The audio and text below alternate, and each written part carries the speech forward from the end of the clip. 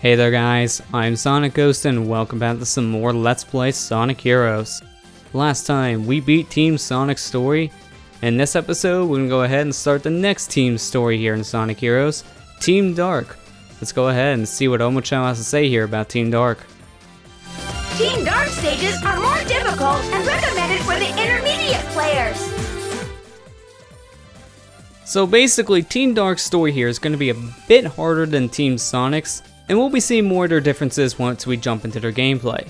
So with that said, let's go ahead and start Team Dark's story. I'm counting on you guys! Affirmative.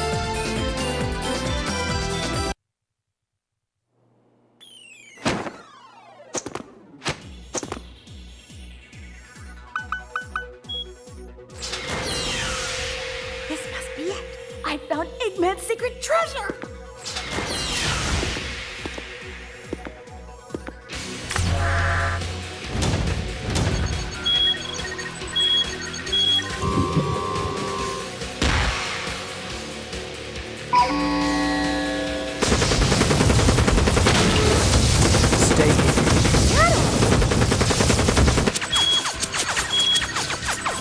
Must eradicate all Eggman robots.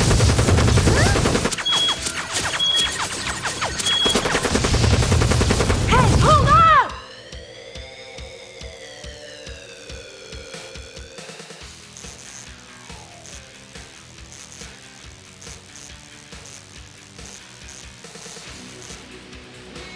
Now I get it. Now I know what this is all about. You're mad at Eggman for sealing you in this room. And you can't remember anything, can you? Then it's settled. Now you two make up so we can start looking for Eggman together. Oh yeah, baby, this makes us a team. Well, that's one way to put your team together. You break into Eggman's secret base, well, one of many apparently. You take one of his robots that are rampaging against him, and you somehow find someone who's supposed to be dead at this point. You two ready? Warning. Immediate destruction if distracted. Hope you can keep up with me. So jumping right into Team Dark's story here, as you can see we're going through Seaside Hill here once again, and some slight alterations have been made. For example, the beginning here has automated switching points between all three of the formations, and that wasn't the case with Team Sonic at all. So that's one difference. They also removed the checkpoint that's right here. So there's a lot of minor differences like that. I see the major differences in Team Dark's story compared to Team Sonic's is mainly with the enemies. There's some more enemies in certain areas. They're a little bit tougher in some areas as well. So that's what I mainly see as a difference. And because of that, I would say that this is a more difficult playthrough compared to Team Sonic's, but not by much. I don't find Team Dark to be too difficult. Certain enemies get a little bit annoying to deal with, but luckily they're not that bad to deal with in a lot of cases. So I don't find Team Dark to be the hardest gameplay style of Sonic Heroes. I leave that to Team Chaotix, and I'll get more into why I think Team Chaotix is probably the hardest team once we get to their playthrough. But for now, with Team Dark, as you'll notice, it's mainly the enemies that are going to be the harder part to deal with here in the game. And outside of the enemies, we'll have some slight alterations to levels that might make them a little bit harder, but outside of that, things are pretty comfortable here with Team Dark. It just takes some time to get used to with some of the changes if you're used to playing Team Sonic story, for example. But luckily for me, it won't take that much time to get adapted to this whatsoever because I played this game a lot, and with all 4 teams, so it does help. And I do like playing as different teams like this because it gives you a good reason to replay the game. Because I'm not replaying the game the exact same way. This game is now a bit different because I'm playing with a different team, and that changes up the levels ever so slightly. Some people will disagree with this and say they need to have some more differences with the teams to make them more different. But to me, I don't really mind this too much because if you want to replay the game, this is a good way to do so. It's different enough so you can give your second playthrough, third playthrough, whatever, how many playthroughs you're going to do. It makes them different enough to make them worth playing through again. So I'm glad that this game does have at least some differences in the teams, but not to a major degree, if that makes any sense, because it feels like a nice breath of fresh air, while at the same time it doesn't feel like I'm playing a completely different game. But because we are going through the game essentially 4 times here, I'll try to take different paths and levels whenever I have the opportunity to do so. So for example, when we were here the first time with Team Sonic, I didn't take the lower path, I took the upper path instead. So I'm going to try to avoid that this time, take the lower path. I want to try to make these playthroughs as different as I can. No promises on how well that will work at times, but I'm going to try to at least take certain pathways that I didn't take in other levels whenever I'm given the opportunity to do so. So now if I can get up the stinking ledge, I don't know why I'm having such a hard time just flying up the ledge. That's a little ridiculous if you ask me. Now I can go ahead and continue on here. So I guess I can go ahead and explain the differences between Team Dark and Team Sonic in terms of their team mechanics. Okay, well I just somehow got a little glitch here. I guess I could show this off. So this is power and flight formation. Basically, I'm controlling the power character right now, but I'm not supposed to be. I'm supposed to be in flight. So I could do stupid stuff like this. I could jump straight through the level, and as you can see, there's no death plane active, so I could just fall forever. If I fly back, then I'll just reconnect the Rouge. That can also affect the draw distance too. So the way the draw distance works in this game is it's based on where your team's leader is. So since Rouge was way back there, if I made my way further into this level, a lot of things wouldn't load properly. Like these big old whales wouldn't load up, the enemies wouldn't load, these stones wouldn't be appearing in front of me, everything wouldn't just load up as it should. And that right there shows that the draw distance is based on the leader's position and not caring about where you currently are in the game. That's a funky little glitch to get, and in fact I wasn't expecting just to get it randomly like that. The timing on that glitch is very specific. You need to be landing while the power character is coming back at the same time. It's a very precise glitch. I'm surprised it just happened randomly while I'm trying to play the game. I was trying to explain the differences between Team Dark and Team Sonic here, and I got a big difference. It's called glitching. But that's not a difference I was actually going to talk about whatsoever. It just apparently happens. But the differences between Team Dark and Team Sonic is very minor, because Team Dark and Team Sonic share a lot of the same mechanics. Their power character throws punches, the flight character acts the exact same way, and the speed character also acts the same way, and I almost got that power and flight formation again. If I didn't swap the speed, I would have been power and flight again, holy crap. But the speed character acts the exact same. Shadow can do the light speed dash, and he can do homing attacks, he can do the blue tornado, which is now just called the black tornado.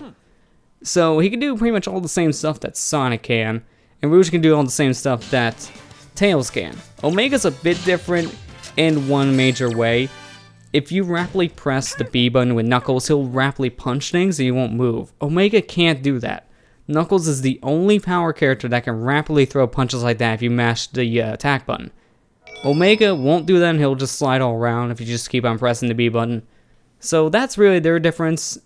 And when you level up Omega, he just shoots out different weapons. Like he has a flamethrower, he has a minigun, and he has rockets. So there's your biggest differences. Now, the difference now that is going to be a major difference between the two teams is going to be their Team Blast, because Team Dark's Team Blast is completely different than Team Sonic's, and I'll explain more of that once I go ahead and use it. But with Team Sonic, we had a ability called the Light Speed Attack. When after you use the Team Blast, Sonic can be shot in the air with either the flight character, or you can just do it as a speed character, and you'll do a lot of damage to enemies. You can kill pretty much anything in one shot. Team Dark doesn't have anything like that, but they have something else I find even more useful than the Light Speed Attack. And like I said, I'll show it off once the time comes. But for now, we're just going to go ahead and continue on through the level here.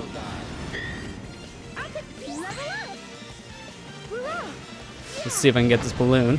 There we go. Let's destroy all these guys and make our way through this wall here. And I am going to go up here, because I know I did go up in Team Sonic's playthrough, but here you really want to go up, because there's a lot of opportunities for a lot of points in this section. So I'm going to want to go ahead and wait until I get my 2000, so my combo resets, and I can just destroy all these Eggman robots here. Doing so gets me another 2000 score, immediately. So I highly recommend going that upper pathway because you get so many points. And now let's go ahead and show this off. If you press the B button after you do Rock Excel, you can go ahead and do a kick. But if you do that over a pit like that, for example, you will maintain your jump at the end of it. So after that Rock Excel, I did a kick off that ledge, which allowed me to gain an extra jump. And I needed that extra jump to make the rainbow loops right there. If I didn't jump, I would have missed those rainbow loops entirely. So that's the benefit of doing something like that. Also, where are my teammates? Come on. There you go, teammates. I don't know what you were doing. Also, I almost missed my 2,000 mark, so I'm glad I have my Rock XL, well, not my Rock XL ready. It's good to make a good little shortcut like that, but no, I'm glad I had my Thunder Shoots ready, because if I didn't, I would have missed out on a good chunk of points there. And I don't want to miss out on any points if I can avoid it. Going for those A-rings after all. Let's go ahead and make our way over here to the left. So I didn't go to the left whatsoever in Team Sonic, so just go ahead and do this. Also, I'm not going to fly here because I'm afraid if I fly, I'm going to die. So let's not die, shall we? So look at all those balloons. Let's get them all. They're all just rings from the looks of things. Yep, they're all rings. Now, I could fight these guys, but I don't feel like it. So let's just get out of here. And let's just fire dunk all these guys and be very careful not to get hit by a single egg pawn. And we are out of there. So now it's time to show Team Dark's Team Blast, Which is called Chaos Inferno. Basically, this is a very, very useful Team Blast because it destroys everything on the screen. But the problem is, after you use the Chaos Control ability in their Team Blast, then you're going to freeze things. So for example there, that fan, you're supposed to use that fan to climb up, but because I used the Team Blast, it had Chaos Control activated, which stopped time around us. Not only did that stop the in-game time, which makes it easier for going for those A-ranks and for those time trials, but it also froze things around us, so I couldn't use that fan because it wasn't activated, it just stopped. So you can't really abuse that in certain areas because you need to have the level to progress. And if you use that and then the level can't progress, then what the heck just happened there? Okay, I wasn't expecting that at all. But if you're trying to use that and there's something you need to do, you won't be able to do it at all because time will be stopped. Luckily though, you can deactivate that Chaos Control by just pressing the Team Blast button again. So if I just press Z after something like that, then I can go ahead and regain control of time. So I can easily fix that issue. But you do have to remember that that Chaos Control in the Chaos Inferno attack will freeze time. And if you freeze time, everything around you will stop. So you have to remember that if you want to progress, because there's certain things you're gonna have to do in order to progress, and it needs to have time activated. But here's a great example of using Chaos Inferno to stop time, because these rocks won't even be able to chase me. Even though Shao's saying things are gonna get more interesting, not really. Because they're not doing anything. They're just kind of sitting.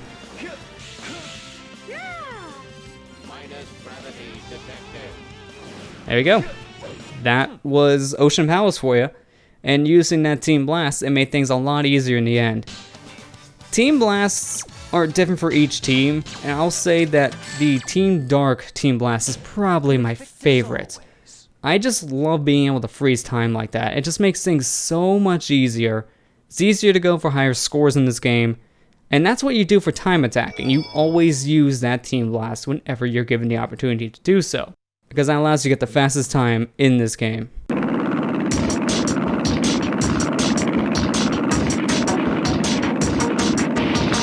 you're the ones who are playing games with my army. Primary target detected. Destroy Dr. Eggman. You must be Omega. Is that any way to treat your creator? Now witness your master's real power. So we are fighting the Egg Hawk once again. Since I've already fought these bosses with Team Sonic, strategy doesn't change, so I'm just going to be doing the quick kills of these guys from now on. So what we need to do here with the Egg Hawk is I'm going to lure him back here, and I'm going to fire dunk him. I'm gonna wait for him to get near the beach and land. Now I'm gonna make my way over here and then just attack him. Since right behind you there's invincibility, you can immediately grab that, go to the back and have the Egg Hawk land, and then just spam the attack button until this thing is dead. Doing this will give you an easy A, and I highly recommend you doing this if you're going for all A ranks, because this just makes everything so much easier, it makes the process a lot faster, and you don't have to worry about any consequence of death whatsoever you do this little trick. But now with that all said, I'm going to go ahead and end the episode here. Next time on Let's Play Sonic Heroes, we'll make our way through Grand Metropolis with Team Dark. I'll see you guys next time.